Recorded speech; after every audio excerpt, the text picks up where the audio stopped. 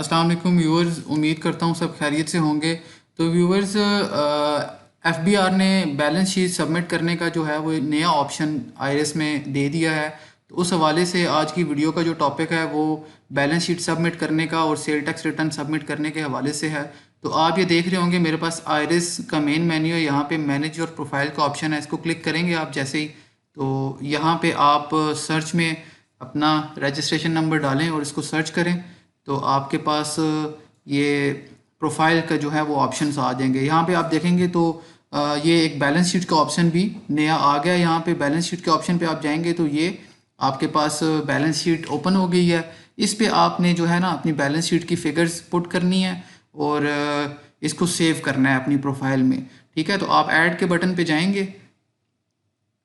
Add के button पे जैसे ही जाएंगे तो यहाँ पे आपकी फिगर्स ये आ जाएंगी। तो यहाँ पे अब आपने अपनी कैपिटल लाइबिलिटीज़ और अपने एसेट्स को की फिगर्स को यहाँ पे पुट करना है। तो ये आपके सामने मैं आपको एक बैलेंस शीट की फिगर्स डाल के आपको दिखा रहा हूँ कि अपना कैपिटल, आपकी लॉन्ग टर्म बोरोइंग्स, पेबल्स अगर हैं।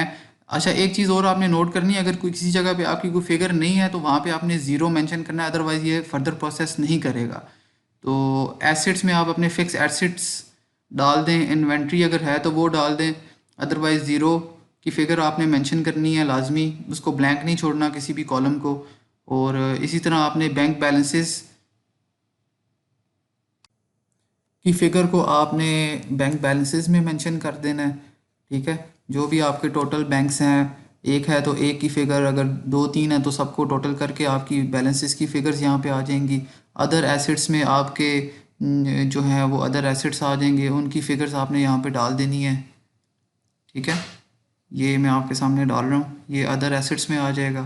ठीक है, तो अब आपने क्या करना है, आपके जो टोटल कैपिटल और लाइबिलिटीज़ हैं इनको, इनकी फ़िगर्स को टोटल करके टोटल इक्विटी एंड लाइबिलिटीज़ में कर देना है। इसी तरह आपके टोटल एसेट्स जो होंगे वो आपने टोटल करके टोटल एसेट्स वाले कॉलम में आपने टोटल एसेट्स की फ़िगर को मेंशन कर देना है। ठीक है, अब ये हो गया आपके बैलेंस शीट के आइटम सारे। ठीक है, जो रिक्वायर्ड थे एफबीआर को। नीचे ये सेव वाला ऑप्शन है, आपने इस पर क्लिक करना है। तो ये आपको कह रहे जी कि ये आपके जो भी है ये आपने दोबारा मॉडिफाई नहीं कर सकते, एडिटेबल नहीं है आपकी फिगर्स। तो आपने इसको यस करना है। तो ये आपकी बैलेंस शीट यहाँ पे आके सेव हो जाएगी आपकी प्रोफाइल में। तो ये एफबीआर की तरफ से नया ऑप्शन था बैलेंस शीट को सबमिट करने का। तो यहाँ पे आप इसको दोबारा से भी चेक कर सकते हैं। आप इसको क्लोज़ करें और क्लोज़ करने के बाद आप आईरिस के मेन मेन्यू में आ जाएंगे। ठीक है, यहाँ पे आप मैनेज प्रोफाइल में जाएं दोबारा से। ठीक है, और यहाँ पे अपनी प्रोफाइल सर्च करें। प्रोफाइल सर्च करेंगे आप, यहाँ पे अपना रजिस्ट्रेशन नंबर डालेंगे और सर्च पे क्लिक करें। तो ये आपकी प्रोफाइल के ऑप्शन है। बैलेंस शीट में आप जाएं तो ये जो बैलेंस बैलेंस शीट की फिगर्स हमने डाली हैं ये यहाँ पे आ गई हैं। ठीक है, तो ये इस तरीके से आप अपनी जो है वो रिटर्न भी सबमिट कर सकते हैं। अब जो रिटर्न सबमिट नहीं हो रही थी सेल टैक्स की, मैं आपके सामने सेल टैक्स रिटर्न भी एक सबमिट करके आपको दिखा रहा हूँ। ठीक है, तो ये सेल टैक्स रिटर्न है। इसमें आप एनेक्जर सी में आएंगे तो एनेक्जर सी को सबमिट करेंगे। तो ये देखें, ये एनेक्जर सी आपका सबमिट हो गया। अब आप वापस आएंगे अपने डाटा में और वेरिफिकेशन में आप अपना कोड डाल के इसको वेरीफाई करेंगे रिटर्न को। ठीक है, अब आप दोबारा से अपने डाटा में वापस आ जाएं। डाटा में वापस आने के बाद आप कैलकुलेट को एक दफ़ा कर लें, फिर अपनी रिटर्न को सेव करें और सबमिट के ऑप्शन को क्लिक करेंगे। तो यहाँ को यस करें।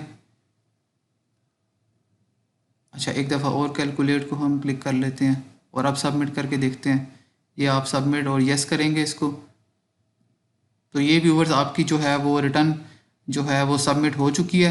लेकिन ये रिटर्न उस वक्त तक सबमिट नहीं होगी जब तक आप अपनी बैलेंस शीट अपनी प्रोफाइल में जाके सेव नहीं करेंगे। तो ये कंप्लीटेड टास्क में आप जाके देख सकते हैं। ये मैं आपको दिखाता हूँ, ये हमारी सेल टैक्स रिटर्न है 1 मार्च 2024 से लेकर 31 मार्च तक की, ये सक्सेसफुली सबमिट हो चुकी है।